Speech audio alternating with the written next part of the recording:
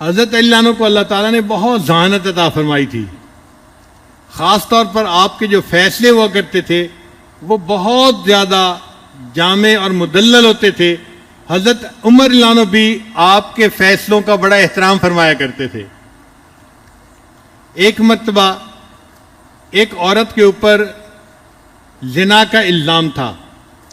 حضرت عمر رضی اللہ عنہ نے صحابہ کو حکم دے دیا اس کو لے جائیں اور اس کو جا کر رجم کر دیں، سنسار کر دیں. تو صحابہ اس کو لے کے جا رہے تھے، ادھر سے حضرت علی عنہ آ گئے. انہوں نے اس عورت سے پوچھا کہ کیا ہے. اس نے بتایا کہ مجھ سے یہ گناہ ہوا ہے اور مجھے سنسار کرنے کے لیے لے کے جا رہے ہیں. حضرت علی عنہ نے صحابہ کو فرمایا کہ تم اسے نہیں لے جا سکتے، اس کو واپس لے آؤ اور آؤ ہم امیر المومنین سے بات کرتے ہیں. چنانچہ جب آئے تو امیر المومنین سے انہوں نے کہا امیر المومنین آپ نے حکم دیا؟ فرمایا ہاں میں نے حکم دیا ہے کہ اس کو رجم کر دو، اس نے گناہ کا اقرار کر لیا ہے. حضرت علی عنہ نے فرمایا امیر المومنین آپ اس کو رجم کا حکم اس لیے نہیں دے سکتے کہ یہ عورت حاملہ ہے اور عورت جب تک حاملہ ہو اس کو رجم نہیں کیا جا سکتا. اگر عورت کو رجم کیا جائے گا تو جو بچہ پیٹ میں پرورش پا رہا ہے وہ ویسے ہی مر جائے گا. تو یہ ناحق قتل کی شریعت اجازت نہیں دیتی. اتنا انتظار کرنا پڑے گا کہ بچہ پیدا ہو جائے اور عورت اس وقت سنسار کی جائے. تو حضرت عمر رضی اللہ عنہ نے فرمایا لولا علی لہلک عمر، اگر علی نہ ہوتے تو عمر تو ہلاک ہی ہو جاتا.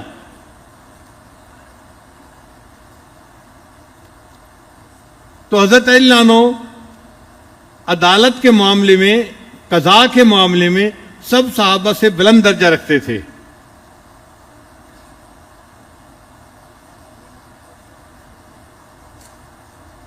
ایک مرتبہ حضرت علی رضی اللہ عنہ، حضرت ابوبکر صدیق رضی اللہ عنہ، حضرت عمر رضی اللہ عنہ تینوں جا رہے تھے. ایک طرف حضرت ابوبکر صدیق تھے اور دوسری طرف حضرت عمر رضی اللہ عنہ تھے. ان دونوں حضرات کے قد ذرا لمبے تھے اور درمیان میں حضرت علی رضی اللہ عنہ چل رہے تھے اور حضرت علی رضی اللہ عنہ کا قد تھوڑا چھوٹا تھا. جسم کے مضبوط تھے، ٹھوس تھے، بہت طاقتور تھے، مگر قد اتنا بڑا نہیں تھا. تو درمیان میں حضرت علی رضی اللہ عنہ چل رہے تھے. حضرت علی عنہ کو مذاق سوجا. انہوں نے مذاق کیا کہ دیکھو ہم تینوں چل رہے ہیں تو جس طرح لنا کا لفظ ہوتا ہے نا کہ دونوں طرف اونچا ہوتا ہے، ایک طرف لام اور ایک طرف الف اور درمیان میں چھوٹا نون ہوتا ہے. علی تم نون کی طرح ہو، ہم دونوں لام اور الف کی مانند ہے، ہم تینوں لنا بن کے چل رہے ہیں. حضرت علی نے فوراً جواب دیا ہاں اگر لنا کے لفظ سے نون کو نکال دیا جائے تو باقی لا رہ جاتا ہے، تو مجھے اگر تم تین میں سے نکال دیا جائے میرے بغیر تم بھی لا کی مانند ہو. تو اللہ تعالیٰ نے ان کو بہت ذہانت عطا فرمائی تھی. ایک مرتبہ سیدہ فاطمہ زہرا رضی اللہ عنہا کے پاس تشریف فرما تھے. حضرت علی عنہ کو طبیعت کے اندر خوش طبعی آئی تو حضرت علی عنہ نے شعر بنایا ان النساء شیاطین خلقن لنا، کہ یہ عورتیں شیاطین ہیں اور ان کو ہمارے لیے پیدا کر دیا گیا ہے. چونکہ نبی علیہ السلام نے فرمایا النساء حبائل الشیاطین، عورتیں شیطان کی رسیاں ہیں، شیطان ان رسیوں سے دوسرے بندے کو ٹیپ کر کے اپنی طرف کھینچتا ہے. انہوں نے اس میں شعر بنایا ان النساء شیاطین خلقن لنا نعوذ باللہ من شر الشیاطین، ہم اللہ کی پناہ مانگتے ہیں ان شیاطین کے شر سے.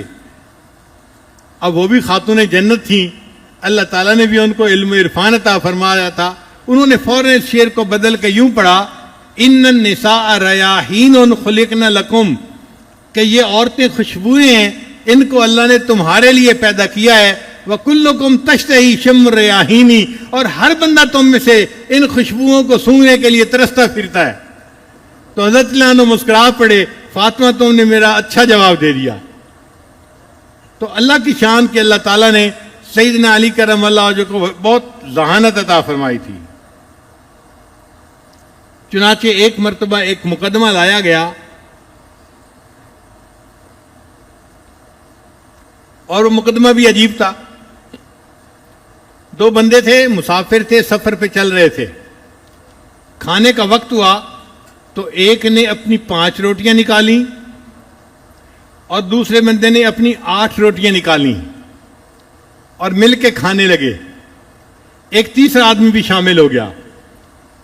سب نے کھانا کھایا. کھانا کھانے کے بعد جو تیسرا بندہ تھا اس نے 8 دینار دیے روٹیوں کے بدلے میں. اب جس کی 5 روٹیاں تھیں وہ کہتا تھا کہ 5 دینار میں لیتا ہوں، اور جس کی 3 روٹیاں ہیں وہ 3 دینار لے لے. مگر 3 دینار والا جھگڑا کر رہا تھا، نہیں مجھے زیادہ چاہیے.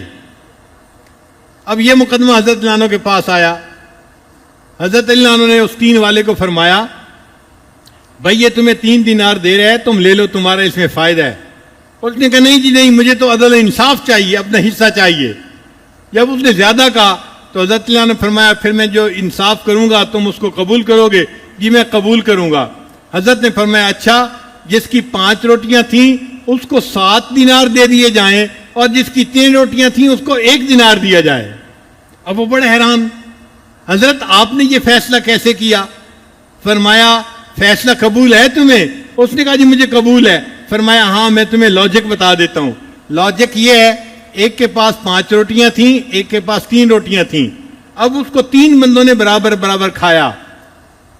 ہم یہی گمان کر سکتے ہیں کہ تینوں نے برابر کھایا ہوگا، اور اس کا کوئی طریقہ نہیں. تو کس نے کتنا کھایا؟ ہم یہ کہہ سکتے ہیں کہ 8 روٹیاں بنی اور 3 بندے تھے تو 24 ٹکڑے بنے، تو ہر ایک نے 8 ٹکڑے کھائے. اب جس کی 3 روٹیاں تھیں اس کے 9 ٹکڑے بنتے ہیں، اور اس نے 8 ٹکڑے تو اپنے کھائے اور 1 ٹکڑا فالتو دوسرے بندے نے کھایا. اور جس کی 5 روٹیاں تھیں اس کے 15 ٹکڑے بنے، 5 تیے 15، اس میں سے 8 اس نے کھائے اور 7 ٹکڑے دوسرے نے کھائے. لہذا میں نے فیصلہ یہ کیا کہ 7 دینار اس کو دے دیے جائیں اور 1 دینار اس کو دے دیا جائے. ایک خارجی تھا، وہ حضرت علی عنہ کی خدمت میں حاضر ہوا اور اعتراض کرنے لگا حضرت آپ سے پہلے جو خلفائے راشدین تھے ان کے زمانے میں بڑی فتوحات ہوئیں، اسلام بڑا پھیلا، ان کے زمانے میں بڑا امن اور سکون تھا، اور آپ کے دور خلافت میں تو بس خانہ جنگی ہی ہوتی رہی، آپس میں ہی لڑتے رہے، اسی میں ہی وقت گزر گیا. حضرت علی عنہ نے اس کی بات سنی اور فرمایا کہ دیکھو جو مجھ سے پہلے خلفائے راشدین گزرے ان کے مشیر ہم تھے اور ہمارے مشیر تم ہو، اس لیے ان کے زمانے میں فتوحات ہوئیں اور ہمارے زمانے میں خانہ جنگی میں ہی وقت گزر گیا. ایسا جواب دیا کہ وہ بندہ منہ لٹکا کے چلا گیا.